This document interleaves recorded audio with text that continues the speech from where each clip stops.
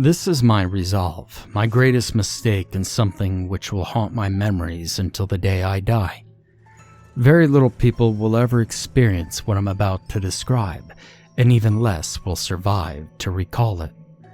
But the National Park of Spring Pine is haunted by some creature, a monster you would only hear about in fairy tales or conjure up in nightmares.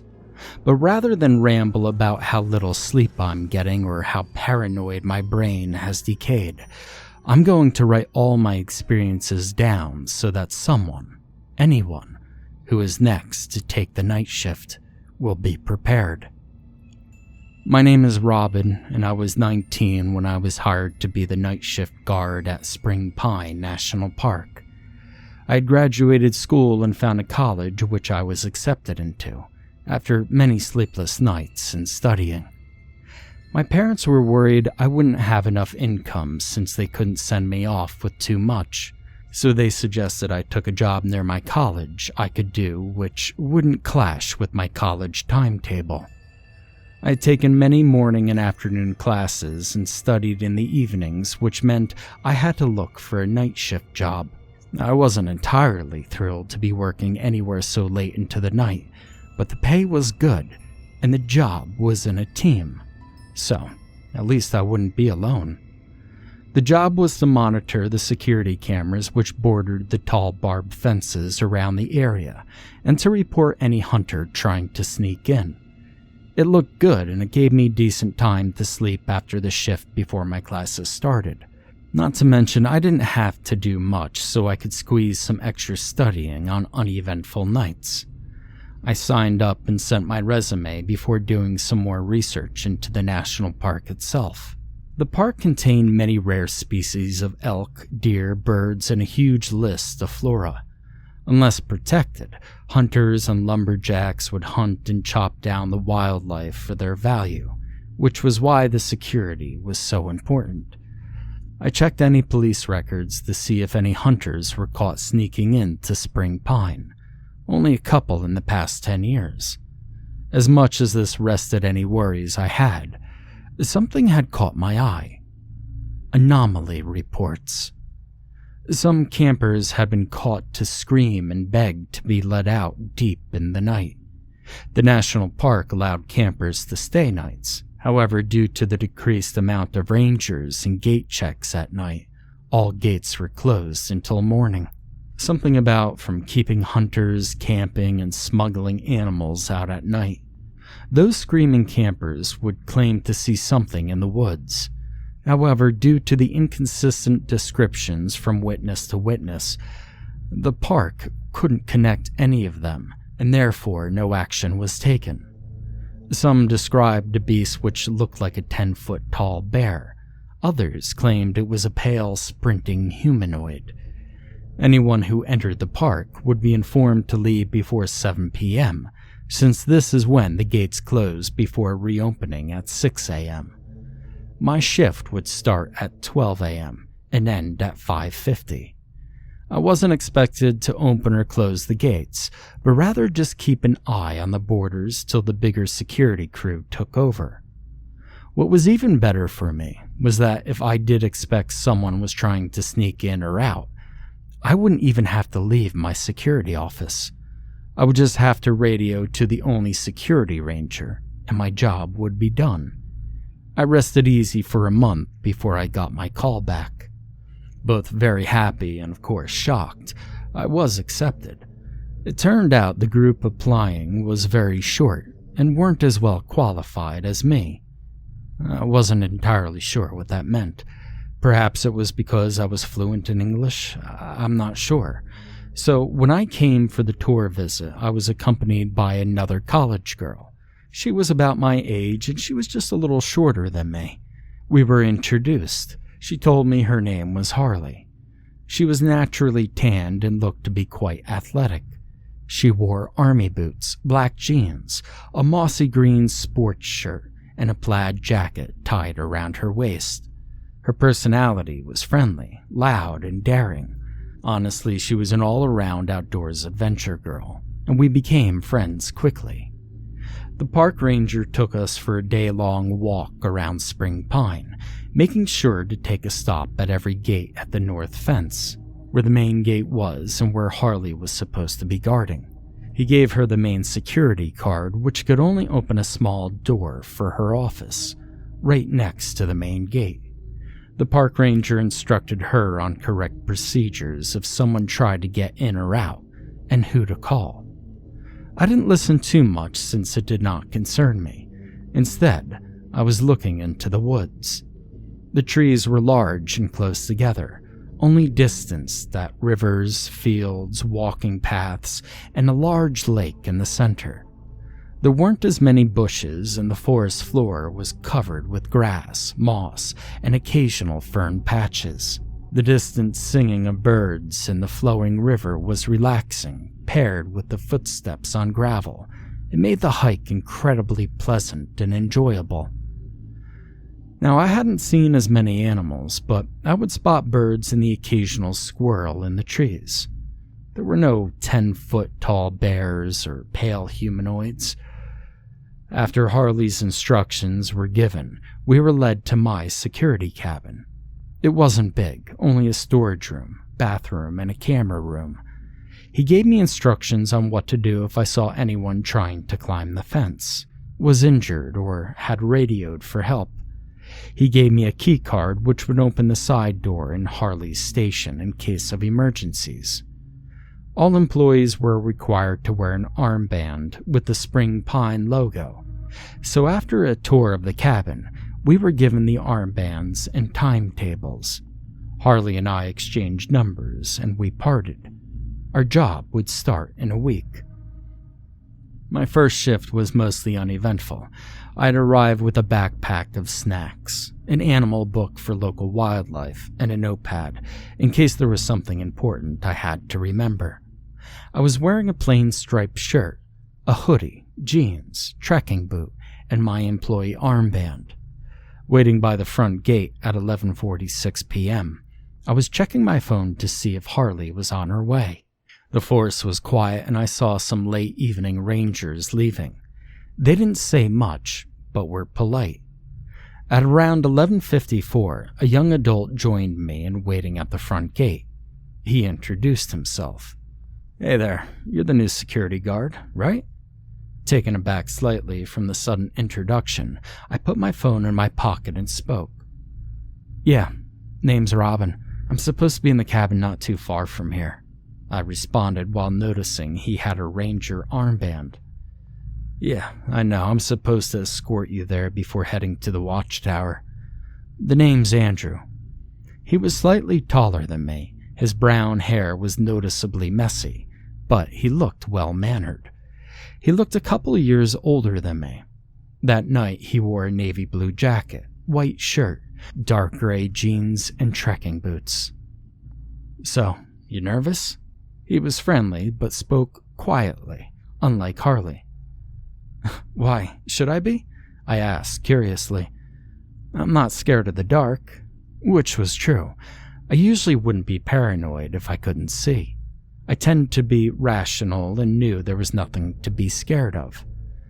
"Oh well, some campers get spooked when they stay the night," he shrugged.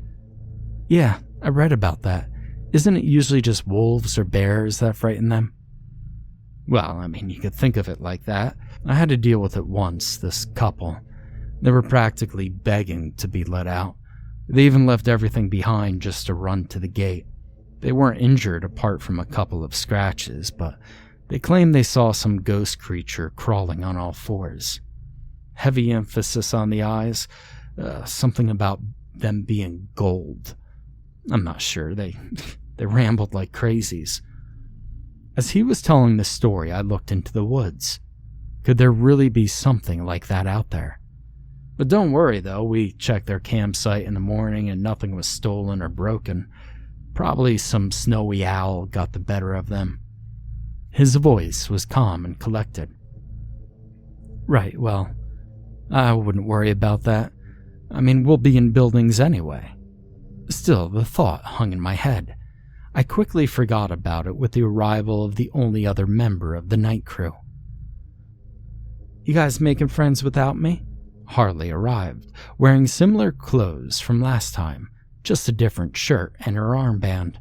Harley and Andrew became friends quickly, and the final park ranger escorted the security guard from the cabin. He handed me the only key for the building and left. He waved Harley goodbye as Andrew walked me to my cabin.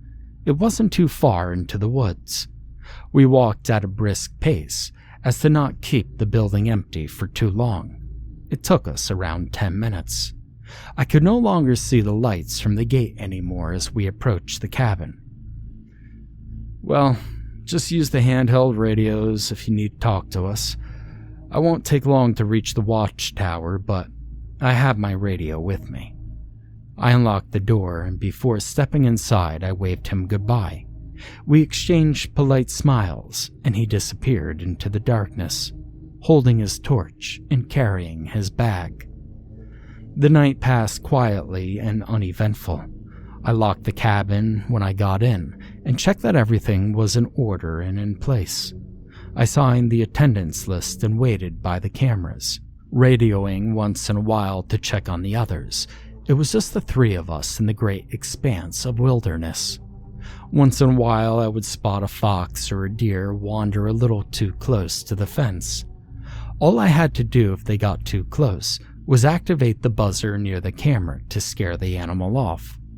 It did the trick every time, but aside from that, I spent most of the evenings doodling on the notepad, eating snacks and noodles. The cabin had a boiler, and checking my phone. Nothing was out of the ordinary, though I got quite tired near the end. I was able to stay awake through the whole shift, though. At 5:48, Andrew arrived at my cabin and escorted me to the front gate. We all had a friendly exchange as the morning shift employees arrived. I added Andrew's number, and we were on our way home.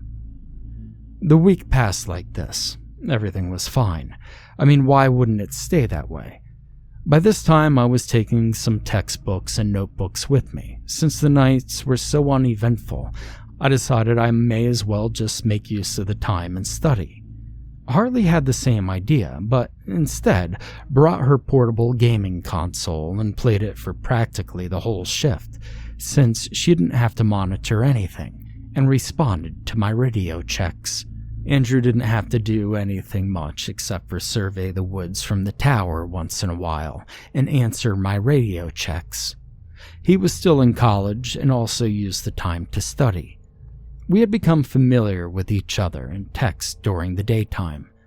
Harley was a biology student and Andrew was a physics student. All of us were just there because of the convenience and timetables and easy requirements.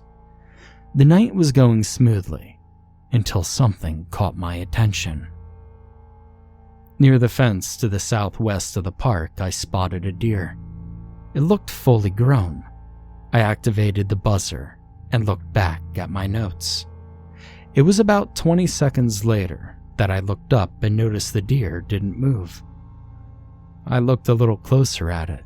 It was now that some odd details came to my attention. Looking closer, I noticed its antlers looked slightly twisted, and its eyes reflected a gold instead of the usual white the camera would pick up from a deer. Thinking that this animal must have been too curious, I buzzed again. It didn't move, and I radioed to the others. This usually didn't happen. "Hey guys?" "Yes, Robin." Andrew didn't take long to respond. "What's up?" Harley connected after a short while. "Sorry, you caught me at a bad time. Hard level." I rolled my eyes before continuing. "I've got a deer at the southwest that won't respond to the buzzer." "It's probably just dumb." Harley brushed it off aside like she did with most of her problems. "Well, it could be old. I wouldn't worry about it. It'll leave after a while." That was logical. Thanks, Andrew. "Right. Yeah, it's probably old. That's why its horns are all crooked." I spoke once again before radioing off. I waited and watched to see what the deer would do. Its eyes still reflected that eerie gold hue. Could this have been what those campers saw? I would admit the gold did seem unnatural, and after about 20 minutes the deer turned and disappeared into the woods without the need of a buzzer. Andrew was right. It must have been old because of the way it moved, looked like it had a slight limp. After that, the night continued as usual. Andrew and I studied while Harley reached the next few levels of her game. The sun rose, and Andrew was right on time in walking me out. He inquired about the deer, and I told him what I saw. He agreed with my conclusion. Nothing of interest happened for the next few weeks. However, during one night shift, Andrew radioed in at 3:42 in the morning. "Robin, I thought we agreed you would stop using the buzzer if the animal didn't move after the third buzz." His voice was confused but not annoyed. For as long as I knew him, he was a patient guy. "Yeah, I did agree to that," I replied, probably sounding even more confused. "Why?" I waited for a response, but now I had put down my pen and closed my notebook. "Then why do I hear the buzzer going off for the 9th time?" My mind practically tripped over itself. I hadn't activated any buzzer this shift. I looked back at the monitors. Could they be motion detected? No, they've never been like that. I couldn't see anything either, just empty woods. I picked up the radio. "I'm not activating any buzzer. I haven't. Are you sure you're hearing one?" I checked if there was anything on the controls, but there was nothing. Why was it going off? Was the system broken? I mean, no one informed me of it if it was. I opened the manual and I had a recheck of how the buzzers worked. "Yeah, I sure can hear one, and it's relatively loud." He spoke back, a tone of concern. "Is something broken?"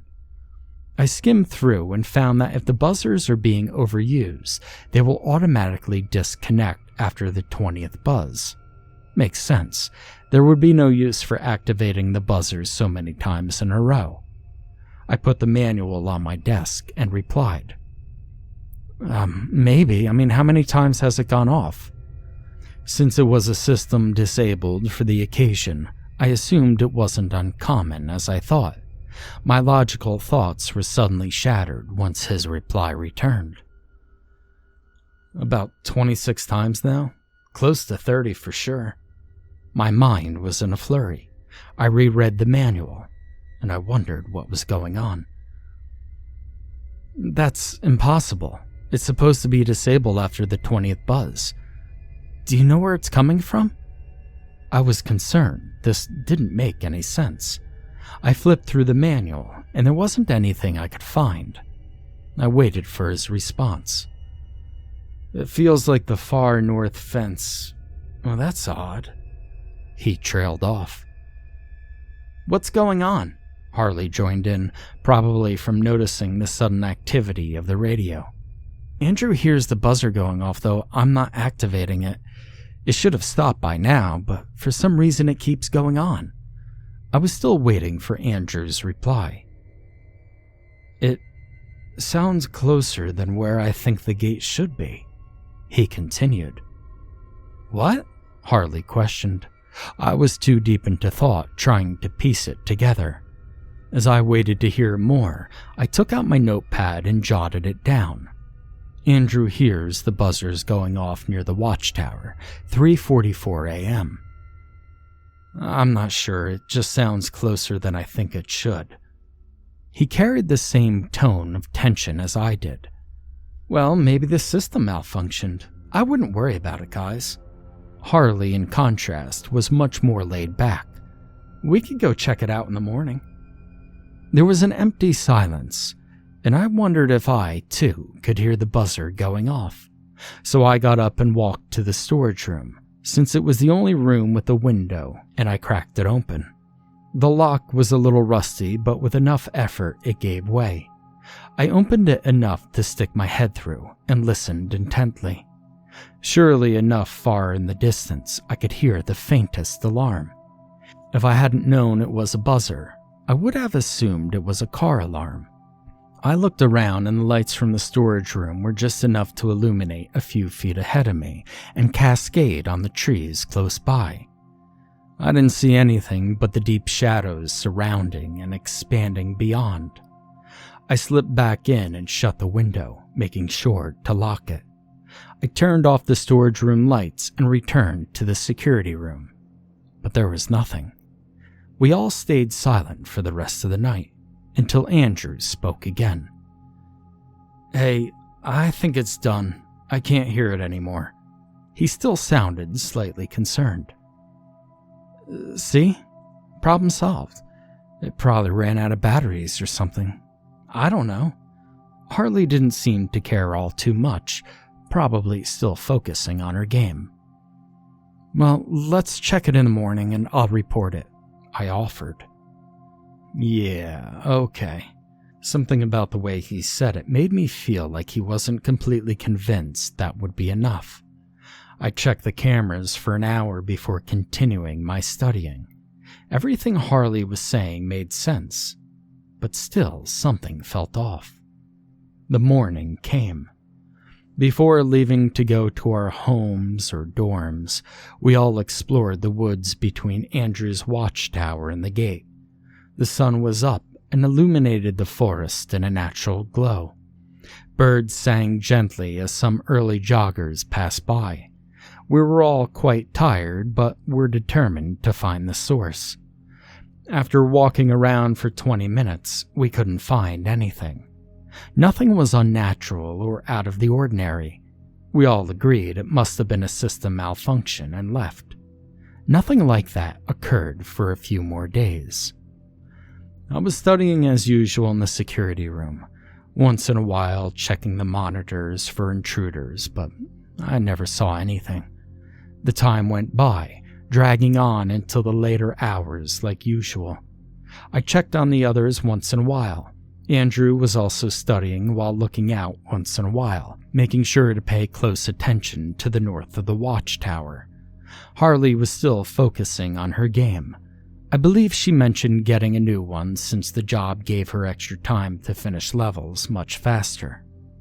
Suddenly, at 2:23 a.m., I saw on the North Gate camera a camper had run to the fence. He looked terrified and panicked as soon as he saw the fence ahead of him. I instantly dropped my pen and radioed to the others. Guys, there's a camper panicking at the north fence. He doesn't look injured, but he's looking around." I didn't have to wait long for a response from both of them. "Can you see any animals?" Harley quickly chimed. "Is there anyone else?" Andrew also inquired, both sounding serious and shocked. This was the first time me and Harley would encounter scared campers. I waited and looked at the monitor, straining my eyes. He continued to scream. The camera didn't pick up audio, but I could see he was mouthing, "Help me," and something else. His expression was disturbing. He looked like he had just seen a nightmare. "No, it doesn't look like anyone else is there. Andrew, should you pick him up?" This was the instructions given should someone need aid. After a moment, he replied, "Yeah, of course, I'm packing some items. I'm going in just a sec." He sounded far away from the radio. He was doing something else across the room. "Should I go? I think I'm closer," Harley offered. It was clear her full focus was on the situation and not her game. No, I should go. I'll take him to the front gate, so you should be there. Robin, could you call the emergency number?" I checked a couple of drawers before finding the contact list. My hands a little more clumsy than normal due to the desperation. Something about the look the camper gave was clear he thought his life was on the line. I dialed the emergency number, and the woman on the other end confirmed an ambulance was on the way. I put the phone down, and Andrew radioed in. "Yes, of course. You're taking the radio with you, right, Andrew?" I began. Clearly, my worried tone was getting through. Yes, I'm leaving the watchtower now, and I'm locking it. He spoke quickly, as if he were rushing. I could hear a click and his hurried footsteps down the stairs at the watchtower. I've got my torch, some pepper spray, a horn, an army knife, first aid kit just in case this is an animal attack. The footsteps were on gravel now as I heard him running quickly. I checked the monitors again. The camper didn't move from his spot, but was clearly agitated. He was breathing heavily. At first, I thought he had calmed down, until I noticed he seemed to be looking at something in the trees. I strained closer to see in the monitor. Was there an animal? I looked even closer. Was there anything there? And that's when I saw it. 2 golden eyes were illuminated between the trees. I didn't understand. Deer, perhaps? How could that have scared him? I continued to look on the monitor, my eyes glued as I held the radio in one hand. I couldn't see enough that I could make out the shape of the deer or its crooked antlers, but it was clear the golden eyes shone through the darkness, staring back at the camper. I activated the radio and spoke while still staring at the monitor. Andrew, I think there's an animal near him. What? What kind? I could hear his boots hitting the ground quickly as he was making his way to the north gate. Have you tried scaring it away with a buzzer? That made sense. I was too focused in trying to see the creature. I didn't think to try and scare it away. As quickly as I could identify the button, I activated the buzzer and watched as the man jumped slightly from the sudden sound, and the creature's attention turned to me. Its golden eyes directly oriented to the camera and back to the man, as if it was figuring something out. Suddenly, the golden eyes disappeared into the shadows as the man clutched the fence tightly. The sound of the radio nearly made me fall over in my seat. Robin, what does it look like? I'm near the fence. I shook my head as I thought once again, quickly responding. I'm not sure, but I think it's the deer from earlier. It wasn't scared by the buzzer, but it left. I could only see the eyes of it, but that's it. I think the camper's alone. He looked frightened. You shouldn't run at him. Speaking quickly, I made sure to get the point out. I understand. I'm reaching the north fence. At which camera did you see him? He continued, and I checked the camera. Camera 4 north. I reported and waited, still staring at the screen. The man was frozen in place by fear and most likely exhausted. It wasn't long before I could see Andrew. His jacket made it easy to tell it was him. He calmly approached the man and spoke. I couldn't tell what it was, but the man seemed to calm down and stumble towards him. Andrew offered his shoulder to lean on as they began towards the front gate. I followed them on the monitors while also checking behind them in case something was following them. Andrew kept looking over his shoulder and looking around with his torch. I wondered if he was seeing something that I wasn't. I continued to look at their surroundings and behind them. Maybe Andrew heard something. After a moment, when Andrew stopped and scanned the woods with his torch, he paused. It looked like he froze in place. Did he spot something? I almost radioed in, but Andrew spoke first before moving quickly towards the main gate. Holy crap, Robin, did you see that? His tone was panicked, and I looked back at the monitors. Whatever he saw was outside the field of vision of the cameras. No, what is it? What did you see? I responded confused, but with an underlying fear creeping in my voice. It looked like a person, but pale. No, it couldn't be. I just saw it for a moment, but there is no way I'm looking back again. We're nearly there. I scanned the screens, looking for a pale figure. Where was it? He sounded shaken and panicked. It was so unlike him. I don't see anything. Can you describe it again? I was cut off by his voice. God damn it, Robin. Stop. It isn't funny. His yelling caught me off guard. I'm scared as hell enough as I am. You didn't have to activate the buzzers without a warning. My mind raced. I didn't. I swear I didn't. Are you sure it's the buzzer? Just as I finished the question, I saw something. Very briefly, the camera picked up something running through the trees. I thought it was male, but it seemed very tall, and its body was twisted and moved naturally, like a limp. Before I could see any more, it disappeared into the trees and I lost sight of it.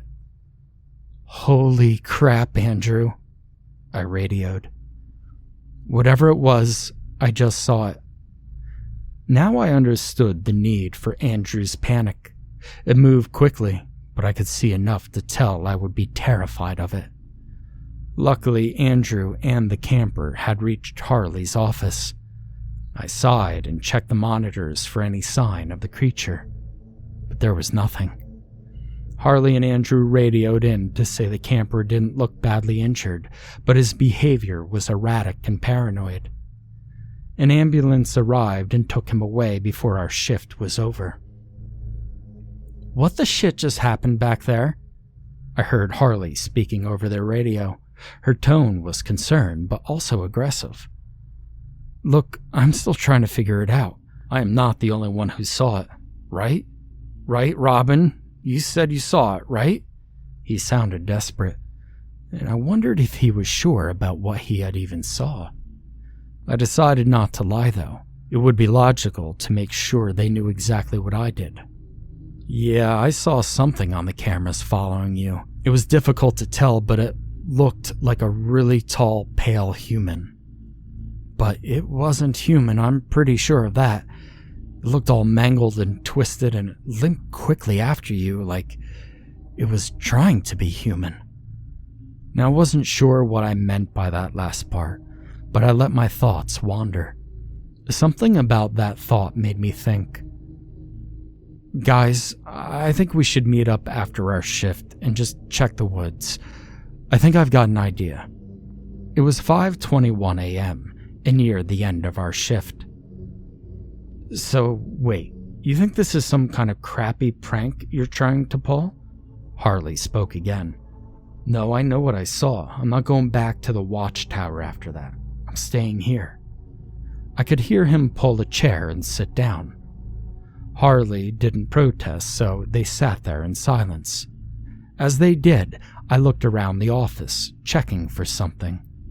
Maybe the last guard left notes or anything that would give me the answers I wanted. My blood went cold as I heard something outside the cabin. Slow, irregular footsteps approached and began circling around the building. I could barely move as I heard it. I slowly backed away from the door, my steps slow and quiet against the wooden planks. Holding my breath, I turned off my radio. It would cut off my communication, but in this situation, I was damn ready to pay it. My lips quivered as I felt it tapping the outer wall of the cabin, making a tick, tick, tick sound ring throughout the building. I stepped back and lowered myself to the door, praying that the floorboards not give out and make a sound. I could feel my eyes welling up from the fear. That thing was right outside the cabin, separated by a wall and an empty space. After folding in on myself, I slowly opened the bottom cabinet below the desk, a small space I had discovered I could fit in one boring night.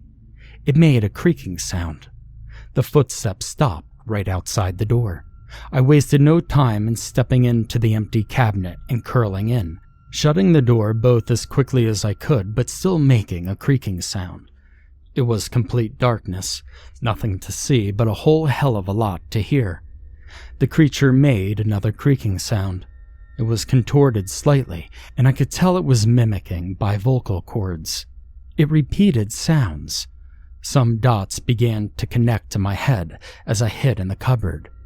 It continued to creak outside the cabin as I could hear it tapping the edge of the door, following its frame. Tears rolled down my eyes as I begged. Please, please let me unlock the door. I hear the door shake slightly, the tears dropping from my chin and soaking into my hoodie. The door handle shook before starting to turn. Then a painful click of the handle, The door opened with a dreading creak. I clutched my knees and prayed. I bit my lip just to keep me from whimpering in fear, and I held my breath. The hand holding the radio began to shake, but I refused to make any sound. I heard bare, uneven footsteps walk into the cabin. It had to be limping. It didn't move much from the center of the room. I breathed in very, very slowly, and I didn't even dare to open my eyes in case it would feel the wind being brushed from my eyelashes.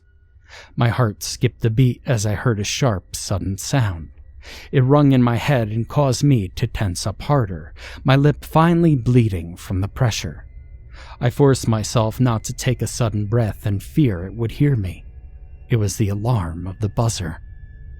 I stayed there, hearing its breath, feeling it tapping the wall and repeating that creak. It was trying to draw me out using sounds it had heard. What the hell was this thing? After 10 minutes of pure agony, I could hear it starting to walk out, its bare feet causing the floorboards to creak under its weight. I may not have seen it, but this creature was large, immense even. My eyes were blurred from the tears, and my lip began to sting since my adrenaline was cooling down. I could hear the footsteps hit gravel and then disappear outside. Still, I refused to move from my hiding place. What if it was hiding just outside, waiting for me to leave before attacking? I checked my watch, 5:36. I made sure to take a mental note. Even after a long while of silence, I couldn't bring myself to even take a deep breath. Until I heard the knocking from the door. Crap, it was back.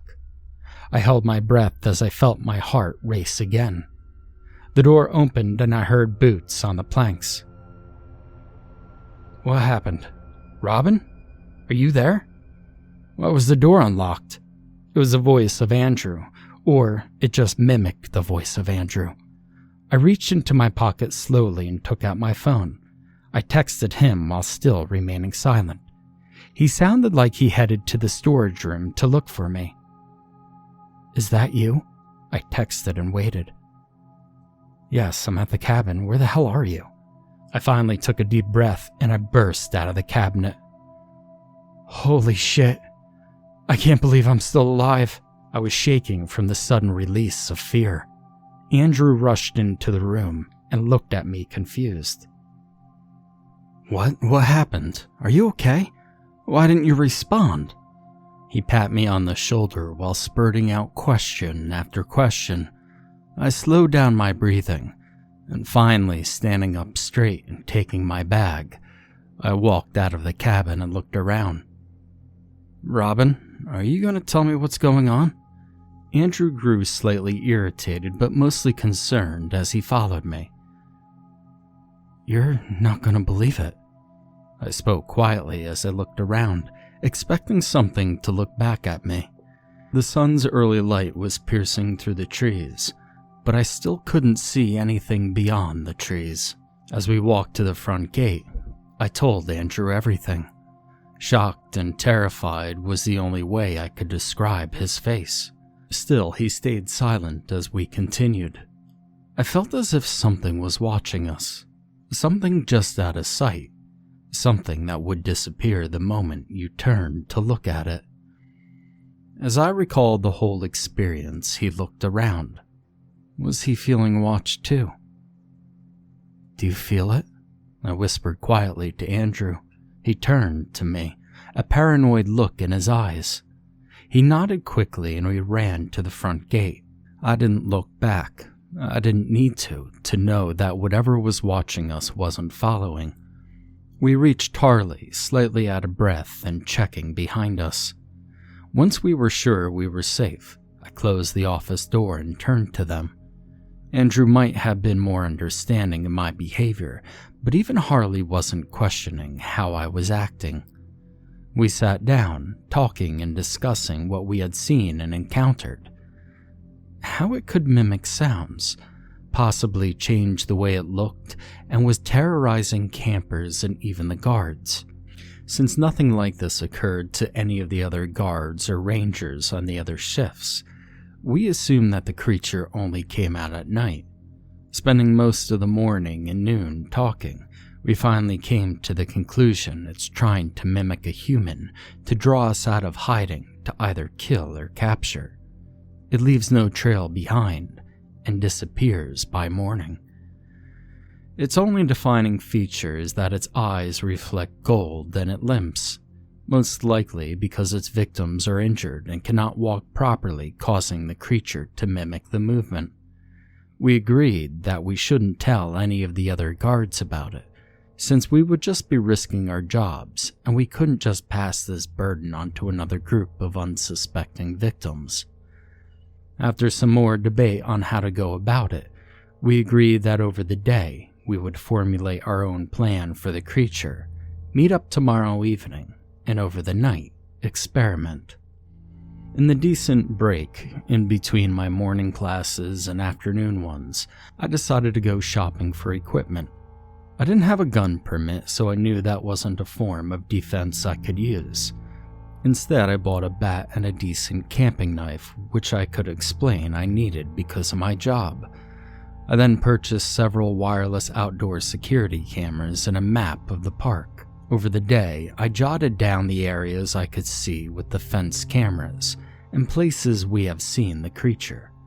I pinpointed spots near the front gate, my cabin, and the watchtower.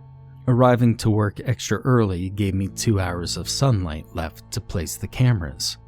I did so in the trees near the front gate, facing the staircase of the watchtower, outside of my cabin, and a tree near a popular campsite. No one questioned my actions when they saw my armband and assumed it was just for security. Connecting them all to my laptop, I made sure they were working and I headed towards the front gate, waiting for the sun to set and the others to arrive. Harley was the next to arrive. Her look had lost its friendly charm and was now replaced by someone who wasn't getting enough sleep. She told me her dad is a rural climber and hunter who had a lot of kits she thought was useful. In her bag were knives, a hunting sniper, a small bear trap, rope, an axe, and 2 flare guns. She gave me a flare gun and told me to use it if our communication wasn't working. Andrew arrived next with an electronic device and some kind of gun. He told me not to worry where he got it from and explained that it was a tracking device. It acted like an implant he could use with the gun object, and he could track the creature with the device. We felt prepared and a sense of dread loomed over us as we looked off into the forest. "Hey, you guys the night crew?" The question sank into my stomach like stones. Slowly, we all turned our heads and looked at the source. She was a short, sweet-looking girl, wearing a pink sweater and dark green overalls. Her hair was up in 2 ponytails. Though she looked young, it was clear to tell she was about my age. We all looked at each other, trying to conceal our panic. "Yeah," Harley spoke, both quietly and worryingly. She zipped up her bag, concealing the dangerous items inside. I saw Sophia's eyes briefly glance at the bag before talking. "Oh, that's great. I'm here to join you. My name's Sophia. My application was accepted a little late, but that's because I moved in a week ago." Her voice was contrastingly lively and bubbly. It felt like something gripped my throat as I succumbed to the fact that we would have to deal with her and the creature. "What's wrong?" I opened my mouth to talk, but Andrew spoke next. I could see that he had already put away the tracking device. Nothing. We just weren't expecting anyone new." "Say, which station are you at?" He was trying and failing horribly to ignore the tension in the room. I nearly felt bad for him. "I'm joining someone at the security office to monitor cameras." She began fiddling with her invoice. "Oh, that's me. I'm Robin. That's Andrew, and this is Harley." I finally spoke. It wasn't easy since it felt like my throat was closing up.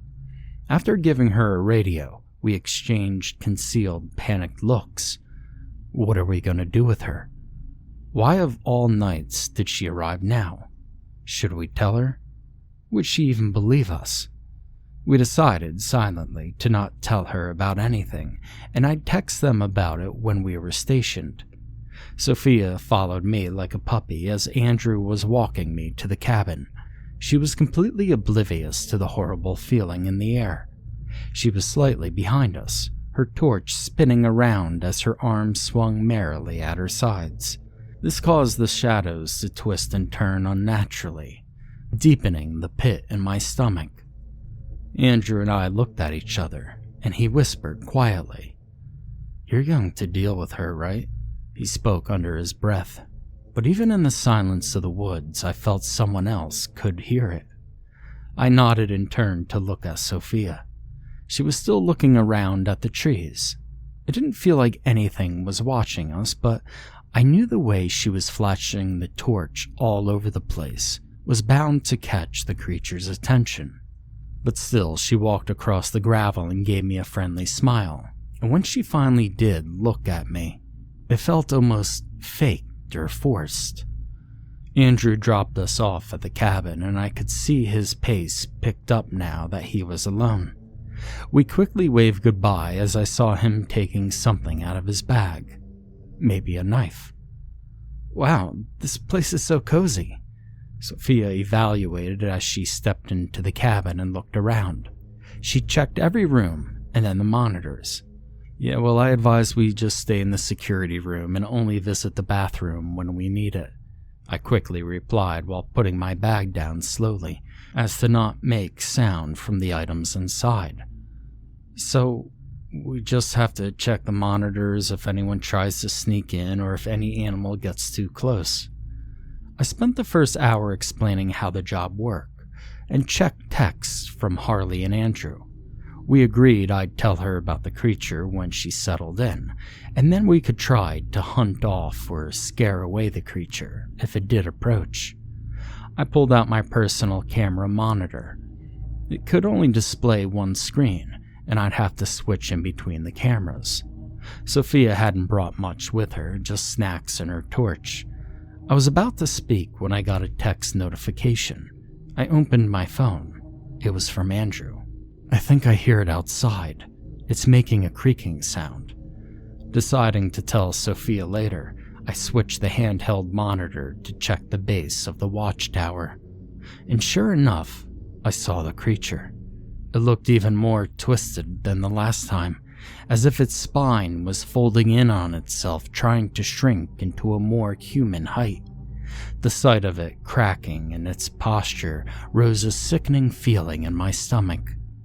I replied while also looking at Sylvia. She seemed to be fixed on the monitors and eating a snack. "Yeah, it's at the base of the stairs. Do you have a weapon?" The creature continued to contort itself, till I would have almost mistaken it for a tall man with some kind of back issue. "Damn it, yeah, I have a knife." "Don't do anything. I don't think it's trying to climb the stairs." I continued to monitor the creature.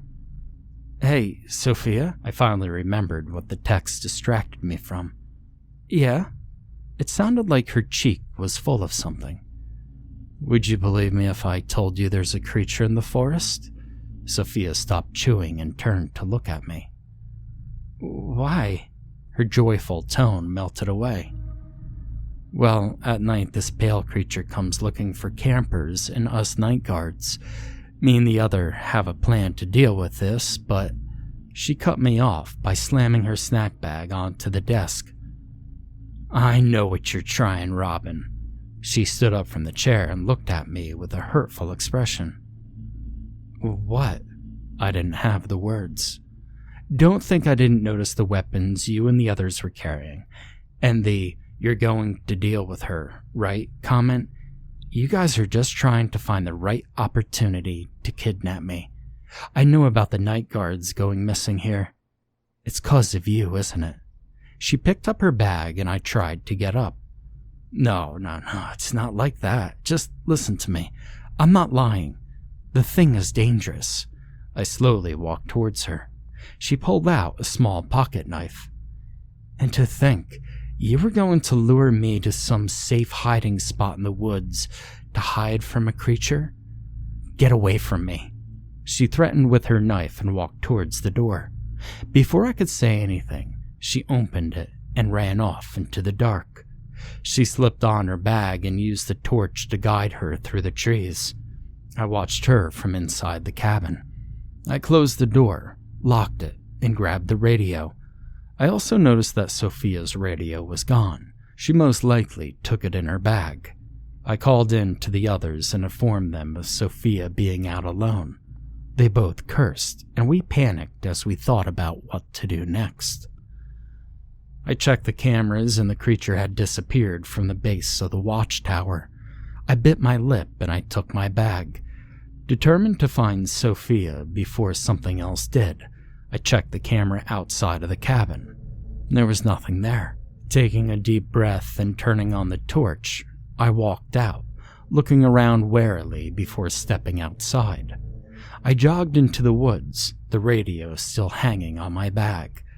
I had mounted the flare gun onto my belt, holding the torch in one hand and a baseball bat in the other. It felt horrible running through the woods while I knew the creature was somewhere out there. My paranoia sent my heart racing as I felt my breath catch at every sound around me. In the distance, I heard a scream as I received a text. "I'm going out too," Andrew informed. I continued to run toward the sound of the scream, hoping dearly it was Sophia just panicking at some animal. But that's when I felt it. That paralyzing spike that struck through my whole body. Something was watching me. I spun around and aimed the torch at all degrees, my heart reaching my throat. I paused, the light finally hitting something. Two golden eyes looked back, just above eye level. My hand trembled as I stood there, frozen in place by fear. The creature had found me, this time with nowhere to hide. I stayed there for what felt like 5 minutes, but was most likely just one, until it made a screaming sound like a corrupted version of Sophia's. I turned and sprinted, using the torch to light the ground, and I could hear the footsteps of the creature behind me. My eyes welled as I saw the trees passing by, my legs running on fear. I hated that I could hear it. It was catching up, no longer screaming. I knew I couldn't outrun it, and I had no idea of where I was going, so I decided to confront the creature. I turned around and swung my bat as hard as I could. It just missed the creature, but caused it to jump back. If I waited a second longer to turn around, I was terrified to think what it would have done if it caught me. I finally got a proper look at the creature. It looked like a twisted, taller version of a man. It was mimicking Andrew's jacket, his jeans, shirt, and boots, but its face was contorted and inhuman. Its eyes looked brown, but reflected gold from the torch's light. Its hands were long, sharp, and crooked, making it look like a nightmare version of Andrew. My hand trembled as I readied to swing again, the tears in my eyes welling up, slightly blurring my vision. The radio in my pocket emitted a static noise before Andrew's voice spoke through it. Robin, where are you? Are you okay?" My stomach felt completely twisted as I saw the face of the creature crack its jaw back and forth, looking more and more human each time it was replaced. It opened its mouth and twitched slightly as it spoke. "Robin, where are you? Are you okay?" It tried to echo back. Its back cracked slightly as its height decreased again. "Where are you, Robin? Are you okay? Where are you, Robin?" My lip whimpered as I heard it continue to correct the mimic, sounding more and more like Andrew. Its facial features also twisted around to look more and more human. "Get away from me, you freak!" I screamed and swung again for it. I felt a crunching sound as the bat hit, as if the bones were moving around inside of it and were delicate. It let out a scream as I felt something shove me away. I fell onto my back as the force was too much for me. I took the flare gun from my belt and tried to aim at it, my hand shaking from the desperation. I spoke under my breath as I fired the flare into its face, and it let out another horrible scream as it grabbed its eye and backed away, running into the darkness, the flare lighting up in flames. As I waited there in the darkness, replacing the flare in the gun, I finally got up and felt the pain in my side from the fall. I coughed and picked up my items. I took the radio and called in. "Harley? What happened? I think I scared it off." As soon as I finished, I got a response. "Oh, thank God you're okay. I was so scared because it sounds like Andrew's radio is broken. He won't text me back and I can't get anything back from Sophia except for some panic earlier. What if it got them? You need to come to the office right now." She begged. I could hear she was on the verge of tears. I got up and started towards the main office, looking for the fence. I eventually found it and followed it to the main gate. Harley came out and gave me a big hug. I confirmed it was her when she told me an old joke from a text. We waited there in the office trying desperately to get contact from the others. I checked my cameras over and over, but I didn't see anything. We continued till the sun rose, and even then, nothing.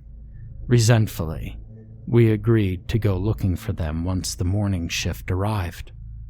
I walked through the forest alone. Me and Harley agreed it would be better to split up. I looked around and called out for Andrew and Sophia, hoping against all odds that by some miracle they might have gotten away. "Robin?" I heard a soft, whimpering voice approach me. I turned and I saw Sophia with tears in her eyes. "Robin?" She walked over to me and hugged. I hugged her back as the question rose. "What happened? Are you okay?" "I'm fine, it's just... I saw it. It was about to attack me before Andrew arrived, and I tried to fight it off. I was scared, Robin. I was too scared and I just ran away. It got him."